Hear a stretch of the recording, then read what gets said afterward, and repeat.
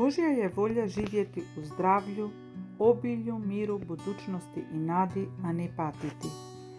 Evo osnovnih objašnjenja odakle potječu patnje i kako se spasiti, temeljene na Božjoj riječi iz Biblije. Kad je prvi čovjek Adam sagriješio protiv Božje volje, po njemu su ljudi naslijedili grijeh i nastavili griješiti, a kazna za grijeh je smrt. Jedini način da se Bog pomiri s čovječanstvom bio je prihvatiti kaznu za čovjekov grijeh na sebi. Zato je Bog poslao svoga Sina, Isusa Krista, na zemlju.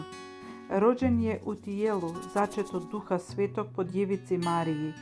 Nije sagriješio, činio je dobro među ljudima, pokazivao znakove i čuda ozdravljenja, oslobođenja, uskrsnuća, rekao i pokazao kako trebamo živjeti.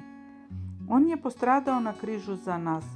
Svojom je krvlju platio kaznu za naš grijeh.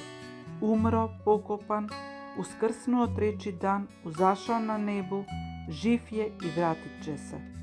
Kroz svoje djelo koje je obavio na križu, Isus Krist nas je pomirio s Bogom, otkupio od đavla, opravdao, poklonio nam spasenje i vječni život, oslobodio nas boli, bolesti, patnje, prokletstva, dao nam Duha Svetoga da nam pomogne, utješi nas, da nas vodi u posvećeni život uz Božju zaštitu.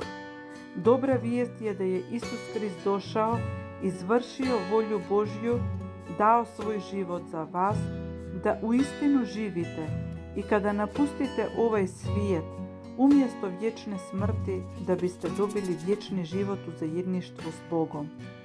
Ako vjerujete i primite ovu radosnu vijest u vašem srcu, milošću Božjom postajete dijete Božje i možete se spasiti od kazne za svoje grijehe, od smrti i patnje, ako pristupite Isusu Kristu s iskrenom molitvom. Uz kratku molitvu izgovorite to u miru, s vjerom i srca govorite Gospodinu. On vas čuje. Isuse Kriste, priznajem i slažem se s napisanim da sam grešnik. Kajem se i odričem se grijeha. Vjerujem da si ti Sin Božji koji je umro za sve i za mene, za moje grijehe i Bog te uskrsnuo iz mrtvih. Molim te, budi moj Gospodar, vodi me, upravljaj sa mnom, mojim životom, zdravljem, obitelji, svime što je moje. Hvala i slava tebi, Gospodine Isuse Kriste. Ako ste to učinili od srca, iskreno, postali ste dijete Božje i primili dar spasenja i vječnog života. Duh Sveti ušao je u vaše srce, ispunio ga Božjom ljubavlju, pomaže vam i vodi vas da napustite stari grešni put života i započeti novi uz molitvu Gospodinu, uz čitanje Svetog pisma Biblije, zajedništvo s drugim vjernicima vođeni Duhom Svetim.